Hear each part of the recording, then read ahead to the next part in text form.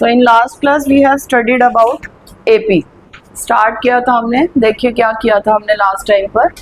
AP के जो members होते हैं उसको हम रिप्रेजेंट करते हैं A1, A2, A3, A4 and so on. ठीक है, अगर हम डेफिनेट AP लेते हैं, मतलब एक फाइनाइट AP लेते हैं जिसमें लिमिटेड नंबर ऑफ टर्म्स हो, तो उसका जो nth टर्म है उसको हम AN से रिप्रेजेंट करते हैं। यहाँ पर ये जो सबस्क्रिप्ट लगे हुए हैं 1, 2, 3, ये पोजीशन को दिखा रहे हैं टर्म्स की। ठीक है, फॉर्मूला पढ़ लिया था हमने। nth टर्म फाइंड करने के लिए फॉर्मूला होता है a plus n minus 1 into D. a first term को रिप्रेजेंट करता है, n पोजीशन को कि हम कौन से नंबर की टर्म फाइंड कर रहे हैं, और d क्या होता है, कॉमन डिफरेंस। कॉमन डिफरेंस का मतलब दो टर्म्स के बीच में जो कॉमन गैप चल रहा होता है उसे हम d से रिप्रेजेंट करते हैं। d के लिए फॉर्मूला क्या लगाते हैं हम, सेकंड टर्म में से फर्स्ट टर्म को माइनस करके देख लो, थर्ड टर्म में से सेकंड टर्म को माइनस करके देख लो, फोर्थ टर्म में से थर्ड टर्म को माइनस करके देख लो। मतलब कोई भी दो कॉन्सेक्यूटिव टर्म्स है तो उनको आप माइनस करके देख सकते हो, आपको किसकी वैल्यू मिल जाएगी, d की। यानी कि अगर मैं जनरली बात करूं तो nth टर्म में से n माइनस 1th टर्म को माइनस कर दोगे तो वो किसकी वैल्यू आ जाएगी, d की। तो ये d का फॉर्मूला है। आ गई बात समझ में? ठीक है, तो nth टर्म फाइंड करने के लिए हमने पिछले बार फॉर्मूला किया था। जैसे एक एग्जांपल देखते हैं, 7, 10, 13, 16 एंड सो ऑन। क्या ये एक AP है? फर्स्ट टर्म मतलब a की वैल्यू दी हुई है 7, d मतलब कॉमन डिफरेंस। 10 में से 7 को माइनस करके देखोगे 3 आ रहा है, 13 में से 10 को माइनस करोगे 3 आ रहा है, 16 में से 13 माइनस करोगे 3 आ रहा है। तो इसका मतलब AP है। अगर कोई आपसे पूछे कि इस AP की 20th टर्म फाइंड करो, इट मीन्स a 20 फाइंड करके देना है। तो an का फॉर्मूला क्या होता है, a plus n minus 1 into D. हम पूछ रहे हैं a 20, तो मतलब मैं n की प्लेस पर क्या पुट कर रही हूँ, 20। तो a 20 के लिए a plus 20 minus 1 19 d। a की वैल्यू हमारे पास है, d की वैल्यू हमारे पास है। सारी वैल्यूज पुट करोगे, सॉल्व करोगे, किसकी वैल्यू आ जाएगी, a 20। ठीक है, ये हमने लास्ट क्लास में कर लिया था। अब हम इसके कुछ वर्ड प्रॉब्लम्स करेंगे। ठीक है, लास्ट क्लास में हमने AP को चेक कैसे करना है वो सीखा था, और nth टर्म फाइंड कैसे करनी है वो सीखा था। आप वो वीडियो देख लेना एक बार, अगर कोई डाउट होगा तो पूछ सकते हो। ठीक है, अब हम 5.2 एक्सरसाइज स्टार्ट कर रहे हैं जिसमें हमारी वर्ड प्रॉब्लम्स है। मैक्सिमम वर्ड प्रॉब्लम्स आप लोग खुद से सॉल्व कर सकते हो, क्योंकि अब आप लीनियर इक्वेशन चैप्टर पढ़ चुके हो, क्वाड्रेटिक भी आप पढ़ चुके हो, तो आपको प्रॉब्लम नहीं आने वाली है। ठीक है, क्वेश्चंस को लिखने का मेथड मैं आपको बता रही हूँ बेटे। हर टाइप का एक एक क्वेश्चन हम डिस्कस करेंगे ताकि आपको लिखने में प्रॉब्लम ना हो। एक्सरसाइज खुद सॉल्व करोगे आप, ये कुछ नहीं कंफर्म होता। हमारा पूरा अलजेब्रा 20 मार्क्स का आता है। अब उसमें AP कितने मार्क्स का आएगा ऐसा कुछ नहीं है। ठीक है, 5.2 क्वेश्चन नंबर 1 देखो। 5.2 क्वेश्चन नंबर 1, टेबल बनी हुई है, 5 पार्ट्स हैं। 5th पार्ट देखिए, a की वैल्यू दे रखी है 3.5, d दे रखा है 0, रहने दो, उससे शेयर कर लो। n दे रखा है 105, मतलब क्या फाइंड करना है, an फाइंड करना है। an मतलब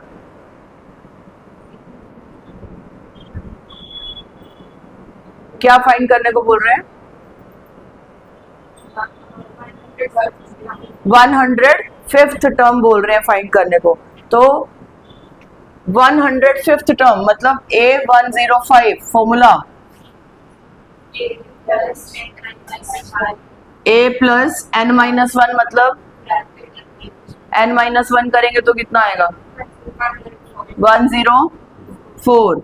डी, ए की वैल्यू गिवन है 3.5 प्लस 104 इंटू डी की वैल्यू गिवन है 0, 0 इंटू समथिंग, इसका मतलब A105 is also equal to 3.5, यानी कि ये सीरीज कुछ ऐसी है 3.5, 3.5, 3.5, 3.5 एंड सो ऑन। ये भी एक एपी ही है। इस एपी में कॉमन डिफरेंस कितना है 0, 0 भी तो नंबर ही होता है। आगे बात समझ में क्लियर हो जाएंगे क्वेश्चंस। क्वेश्चन नंबर 2, एपी दे रखी है, 30th टर्म फाइंड करनी है। 30th टर्म मतलब क्या, A30 का formula A plus 29D। D की वैल्यू बताइए, D की वैल्यू बताइए। -3 है कि +3 है? +3 है। सीरीज डिक्रीज हो रही है कि इंक्रीज हो रही है? तो फिर -3 होगा कि +3 होगा? फिर माइनस को कुछ समझते नहीं।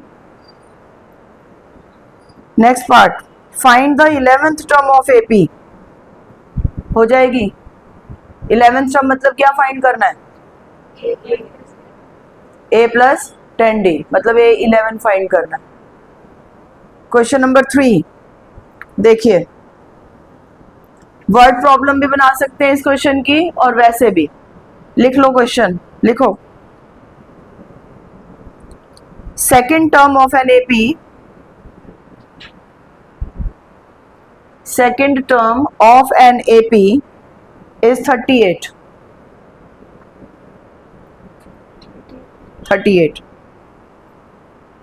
and sixth term is -22।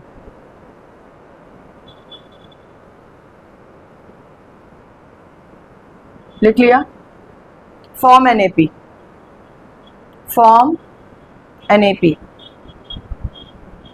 Second term दी हुई है और सिक्स्थ टर्म दी हुई है। अब जो जो दे रखा है उसको लिखते चले जाइए। सेकेंड टर्म मतलब क्या, A2 कितना दिया हुआ है 38।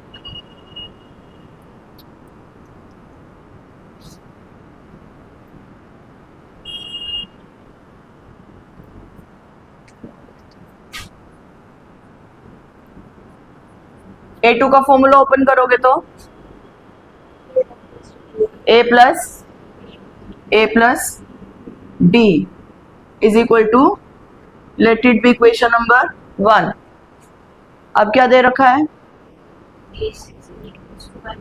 A6 is equal to -22। A6 means expression for A6, A plus 5D is equal to -22, equation number 2। Elimination आता है, दोनों इक्वेशंस को सॉल्व कर दोगे, D की वैल्यू आ जाएगी। D की वैल्यू को किसी भी एक इक्वेशन में पुट कर दोगे, A की वैल्यू आ जाएगी। जल्दी करो, A और D बताओ।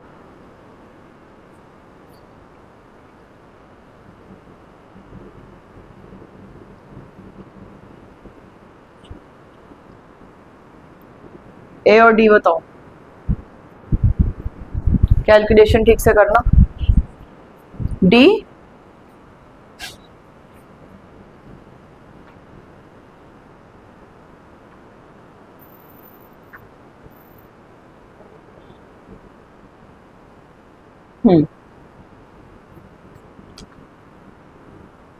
-15 आ रहा है कि -15 आ रहा है?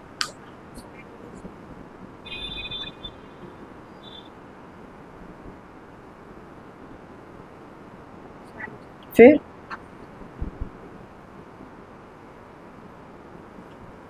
D की वैल्यू आ रही है आपकी -15। D की वैल्यू को पुट कीजिए, A की वैल्यू आ जाएगी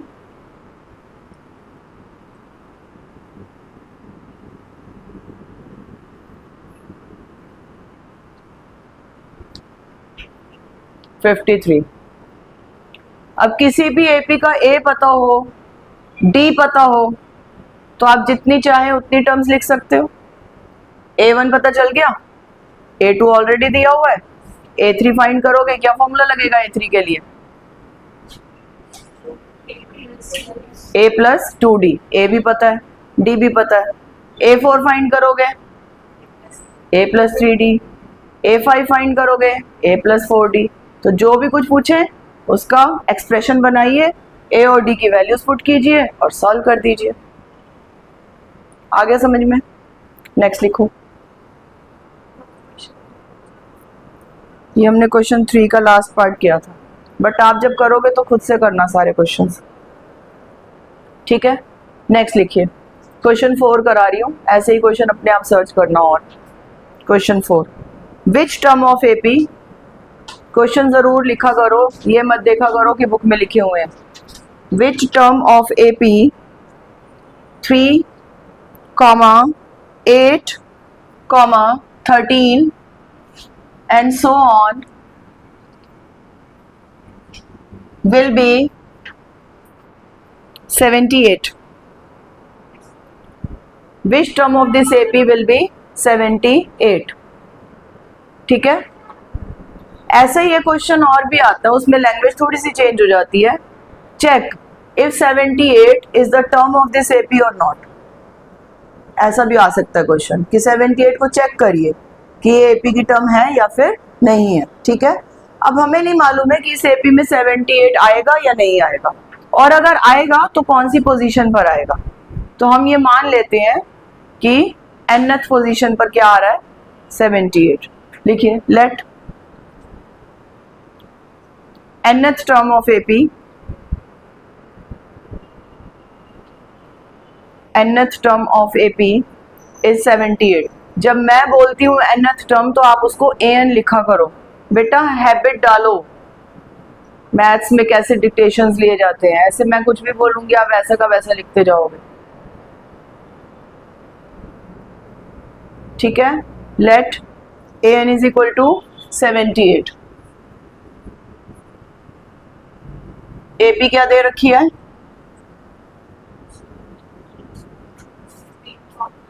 3, 8, 13 एंड सो ऑन। तो सबसे पहले ए की वैल्यू लिख लीजिए। जी बोलो, 13 के बाद, हाँ तो क्या हो गया, डी की वैल्यू 8 माइनस 3 करोगे कितनी आएगी, 5। ए एन आपने 78 ले रखा है। We know a n is equal to a plus n minus 1 into d, formula तो यही होता है। ए एन की वैल्यू हमें मालूम है 78 है, ए की वैल्यू हमें मालूम है 3 है, एन हमें मालूम नहीं है, हमें यही पता लगाना है कि कौन सी पोजीशन पर 78 आने वाला है। डी की वैल्यू कितनी है, 5। सॉल्व कर दो इक्वेशन, एन की वैल्यू पता चल जाएगी।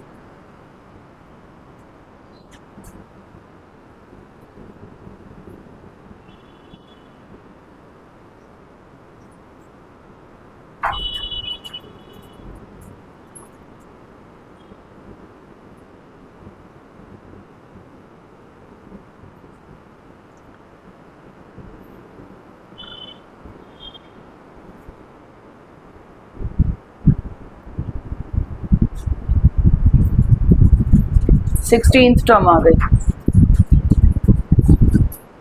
ठीक है? लिखो हेंस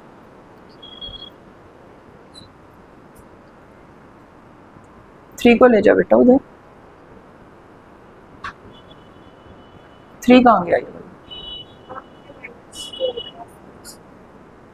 -2 हो गया, तो फिर वो 2 कहाँ गया, अच्छा उधर ले गए, ठीक है? Hence 16th term of AP will be 78।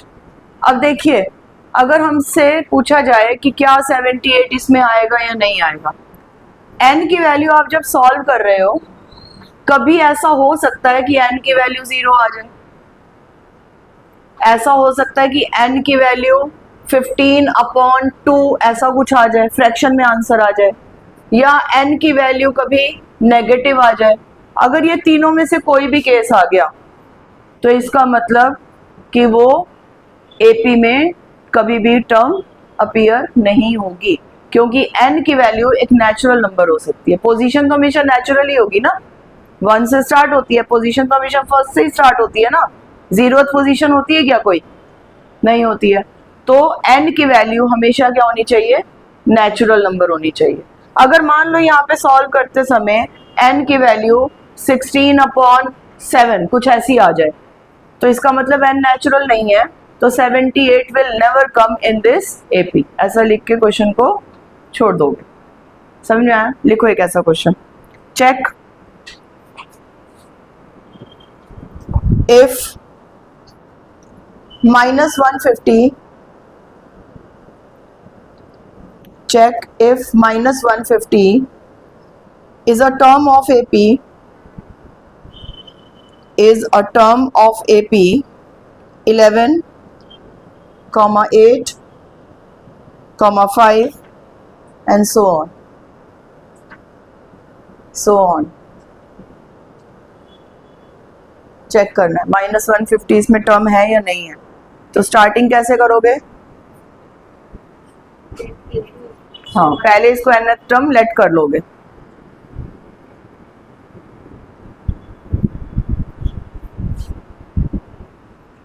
n की वैल्यू फ्रैक्शन में आ गई 164/3, बट n की वैल्यू कैसी होनी चाहिए? Natural number. ये 3 इधर जाके माइनस नहीं होगा?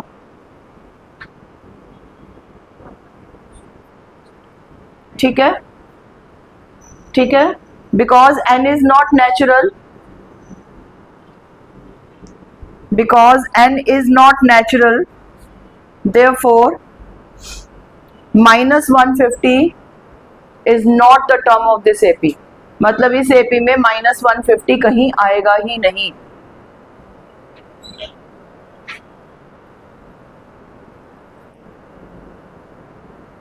आगे बात समझ में? क्वेश्चन नंबर 5 देखिए, लिखो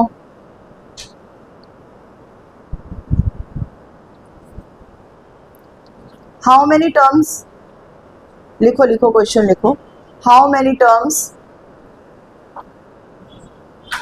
आर देयर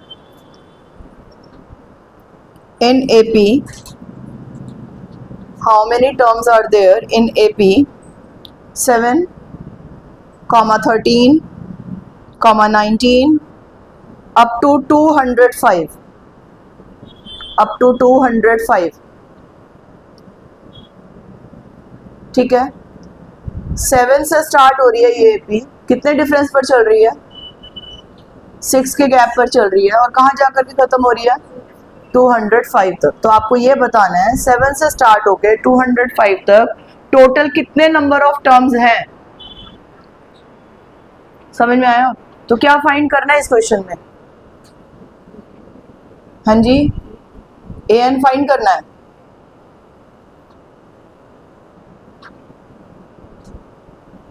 क्या फाइंड करना है? ये लास्ट तक बच्चों को पता नहीं चलता कि क्या फाइंड करना है, इसीलिए जरा ध्यान से पढ़ो क्वेश्चन को। a दिया हुआ है, d दिया हुआ है, लास्ट टर्म दी हुई है, लास्ट टर्म मतलब nth टर्म हो गई ना। तो पता क्या नहीं है आपको? n नहीं पता कि कितनी टर्म्स है, नंबर ऑफ टर्म्स क्या है, जो लास्ट टर्म है वो कौन सी पोजीशन पर है। तो n फाइंड करना है आपको। इसमें क्या फॉर्मूला लगाओगे?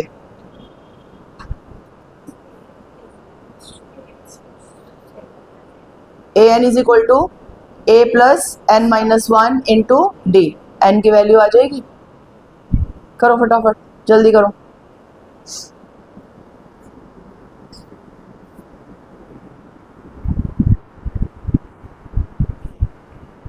थ्री डिजिट नंबर्स, बहुत इंपॉर्टेंट क्वेश्चन है। How many 3 digit numbers are divisible by 5? How many 3 digit numbers are divisible by 5। ठीक है, अब 3 डिजिट का सबसे छोटा नंबर क्या होता है? अच्छा, 3 डिजिट का सबसे छोटा नंबर 111 होता है, 100 होता है। 5 से डिविजिबल है? हाँ है। तो इसका मतलब सबसे पहला नंबर 100। 100 के बाद वो कौन सा नंबर है जो 5 से डिविजिबल होगा? 105। इसके बाद खेलते रहे बैठ के। लास्ट नंबर बोलो, 3 डिजिट का सबसे बड़ा नंबर 999। 5 से डिविजिबल है? तो इससे पहले कौन सा? 998 डिविजिबल है? 995। सो 3 डिजिट का सबसे लास्ट नंबर जो 5 से डिविजिबल है वो क्या है? 995। अब आपको ये बताना है कि 100 से स्टार्ट होके 995 तक ये टोटल कितने नंबर्स हैं जो 5 से डिविजिबल है। पहले तो आपने वो सारी लिख लिए जो 5 से डिविजिबल नंबर्स हैं। आगे बात समझ में? क्या फाइंड करना है इसमें? एन। ए दे रखा है, डी दे रखा है, ए एन आपको पता है, अभी अभी किया ऐसा क्वेश्चन, करो।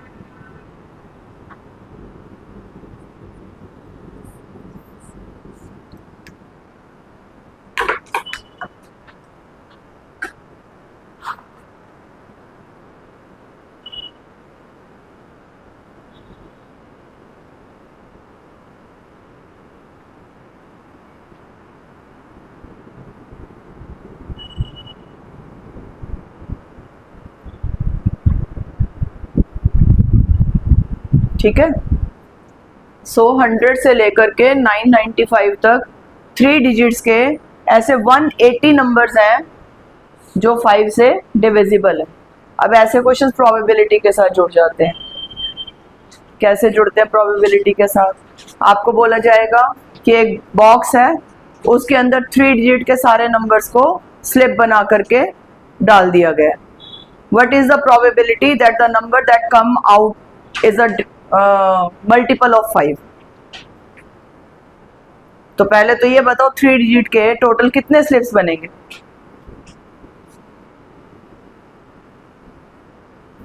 सबसे पहला नंबर क्या होता है 3 डिजिट का? 100। और आखिरी नंबर 999। तो टोटल कितने नंबर्स हो गए?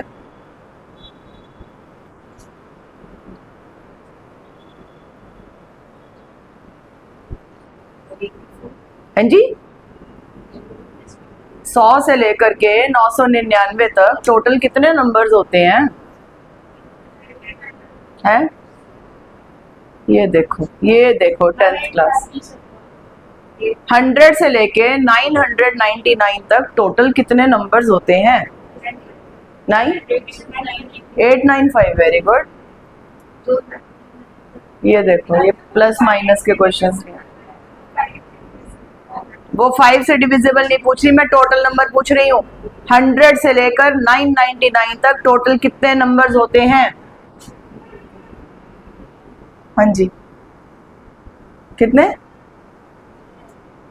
899। कैसे? पता नहीं। 999 में से 100 को माइनस कर दो। जब आप प्रोबेबिलिटी करे थे तब भी मैंने आपको समझाई थी ये बात कि 100 आपके पास है, तो 1 से लेकर 999 तक टोटल कितने नंबर्स होंगे? 999। उनमें से 99 नंबर्स हटा दोगे तो कितने बने? 900 नंबर्स। ये माइनस ही नहीं आता इनको करना, बताओ। क्वेश्चन तो बाद में सॉल्व करेंगे। ये देख लो, 3 डिजिट के टोटल नंबर पूछ ले कोई इनसे तो ये बैठे हैं।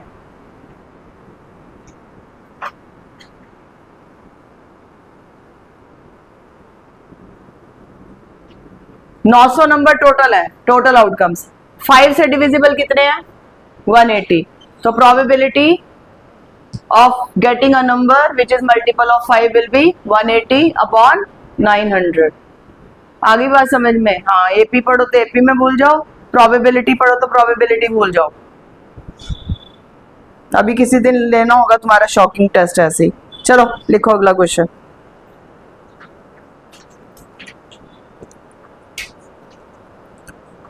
लिखिए जी, 17th term of an AP, 17th term of an AP exceeds its 10th term by 7. 17th term of AP exceeds its 10th term by 7. Find the common difference. Find the common difference. ठीक है, क्या बोल रहा है question में कि AP की 17th term, 17th term मतलब A17 एक्सीड कर रही है, मतलब बड़ी है। किससे बड़ी है? A10 से। कितनी बड़ी है? 7। तो इक्वेशन बनाना पड़े अगर हमें इसका, तो क्या बनाएंगे?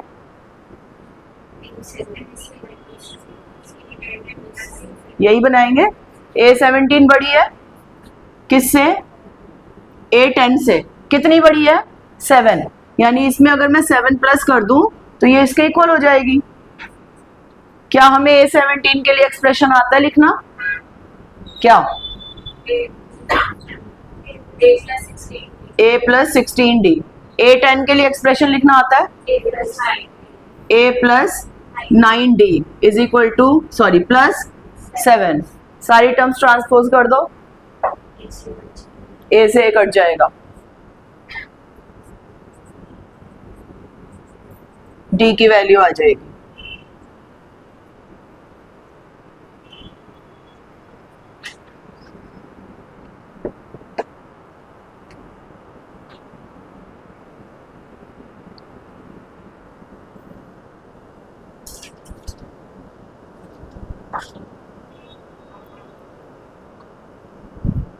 आ गया?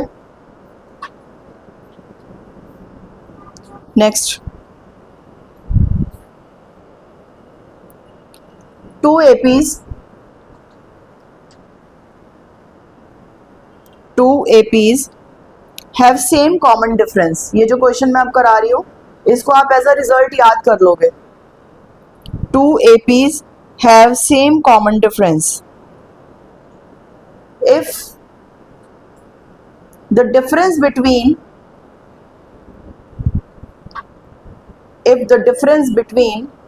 their 100th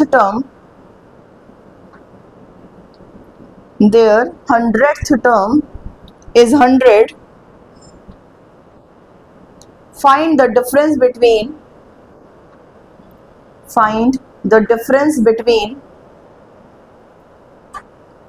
their 1000th term।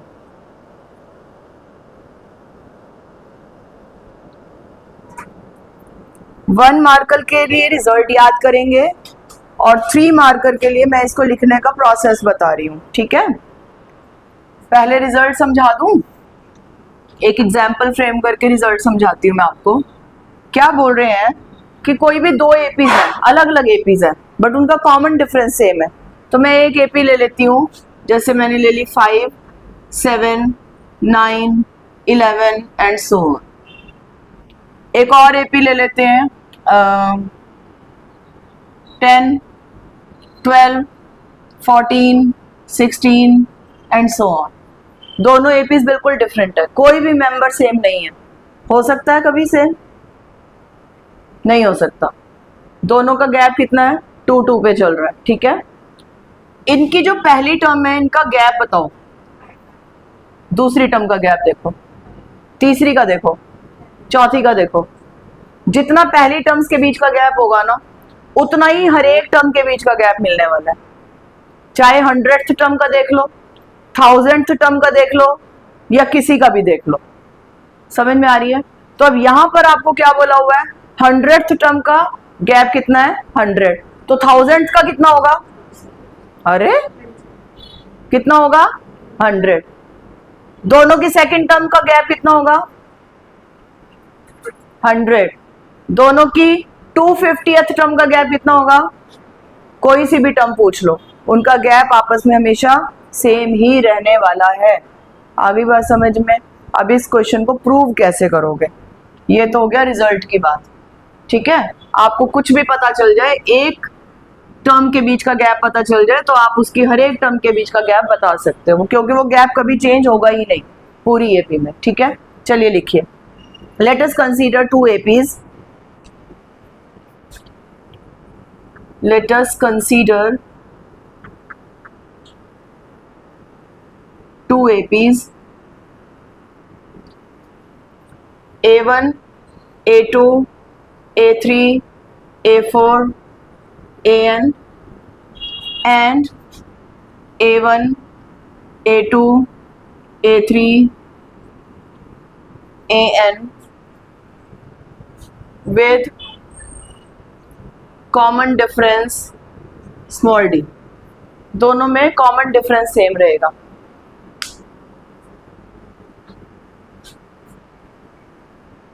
ठीक है,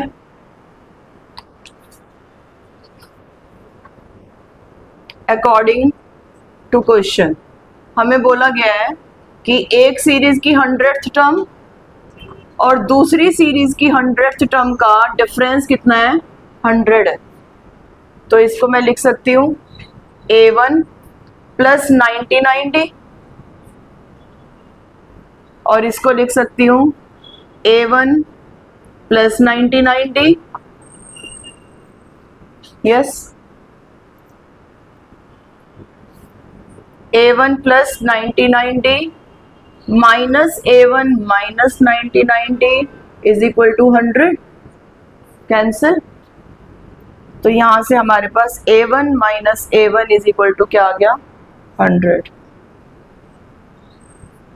100th टर्म का गैप भी 100 ही दिया हुआ था, दोनों की फर्स्ट टर्म का गैप भी कितना आ गया 100 आ गया।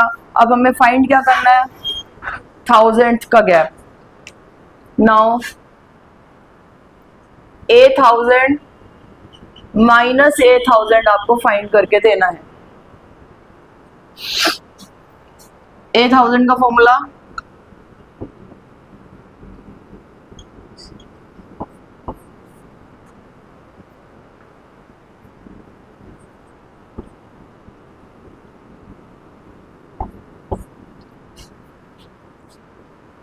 ठीक है, ब्रैकेट ओपन करोगे साइन चेंज हो जाएगा, कर दूं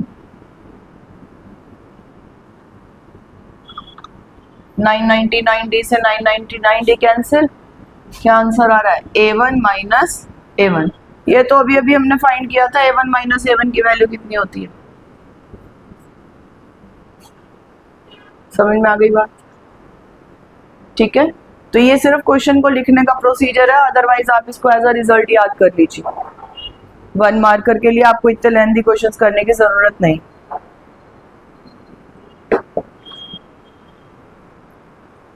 ठीक है, इस एक्सरसाइज का एक लास्ट क्वेश्चन बता रही हूं, फाइंड लिखो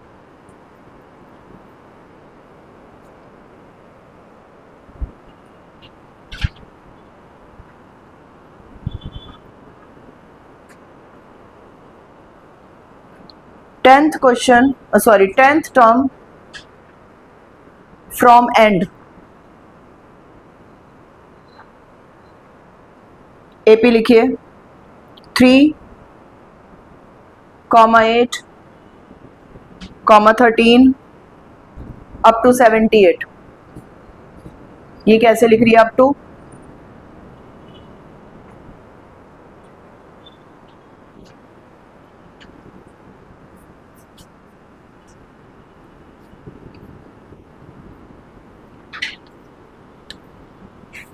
सीरीज की एंड से टर्म पूछ रहा है, लास्ट से चलना शुरू करना है, ठीक है। एपी क्या दे रखी है, 3 कॉमा अप टू 78, ठीक है। जब लास्ट से टर्म पूछी जाए तो आप पूरी की पूरी सीरीज को रिवर्स कर दो, पूरी एपी को रिवर्स्ड एपी। 78 को सबसे पहले ले आओगे, 3 सबसे लास्ट में चला जाएगा, 3 से पहले क्या लिखा जाएगा 8, 8 से पहले क्या लिखा जाएगा 13। पूरी की पूरी सीरीज को रिवर्स करके लिख देना है। अब ए क्या बन गया आपका 78 और डी क्या बन जाएगा, बताओ डी की वैल्यू -5। कोई भी दो कॉन्जिक्यूटिव टर्म माइनस कर सकते हो ना, तो 3 में से 8 को माइनस कर लो, 3 - 8 कितना आ जाएगा -5। हमें क्या फाइंड करना है A10, formula A + 9D, A की वैल्यू 78 प्लस 9 मल्टीप्लाइड बाय, कुछ पूछना है एंजेला, पूछो पूछो।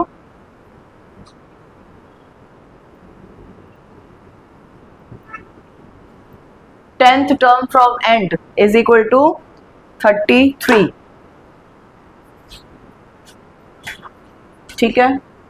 कई टीचर्स क्या करते हैं, सीरीज को रिवर्स नहीं कराते, फॉर्मूला चेंज कर देते हैं, फॉर्मूला लगवा देते हैं L - n - 1 into D, L मतलब लास्ट टर्म। मुझे लगता है कंफ्यूजन क्रिएट होता है, प्लस माइनस के साइंस में गड़बड़ कर दोगे, ठीक है, तो कोई बेनिफिट नहीं है। आपको क्वेश्चन की लैंग्वेज यही मिलने वाली है हमेशा, find this term from and. जब भी एंड से पूछे तो आप क्वेश्चन को रिवर्स करके तब काम करिए, कभी गलती के चांसेस नहीं रहेंगे, नहीं तो यहीं पर ही कंफ्यूज होते रहोगे, यहाँ माइनस लगाना था यहाँ प्लस लगाना था। एक चीज बता देती हूँ आपको, अगर हम कोई भी एपी दे रखी है, फ्रंट से चलते हो तो डी की वैल्यू यहाँ पे क्या मिल रही है 5, तो जब बैक से चलेंगे ना रिवर्स सीरीज में, वही साइन क्या हो जाएगा रिवर्स हो जाता है, डी की वैल्यू क्या हो जाती है -5 हो जाएगी। आ रही है बात समझ में, 1 मार्कर के लिए याद रख सकते हो ये चीज। अगर कोई भी सीरीज फॉरवर्ड डायरेक्शन में जा रही है और उसका डी पॉजिटिव है, तो रिवर्स डायरेक्शन में उसका डी क्या हो जाएगा नेगेटिव हो जाएगा, मतलब उसका मैग्नीट्यूड तो वही रहेगा बट उसका साइन बदल जाएगा, प्लस की जगह माइनस हो जाएगा और माइनस की जगह प्लस हो जाएगा। आगे बात समझ में क्लियर है? फटाफट से एक्सरसाइज को गो थ्रू करो, देखो जरा कोई क्वेश्चन ऐसा लग रहा है जो नहीं आएगा आपको।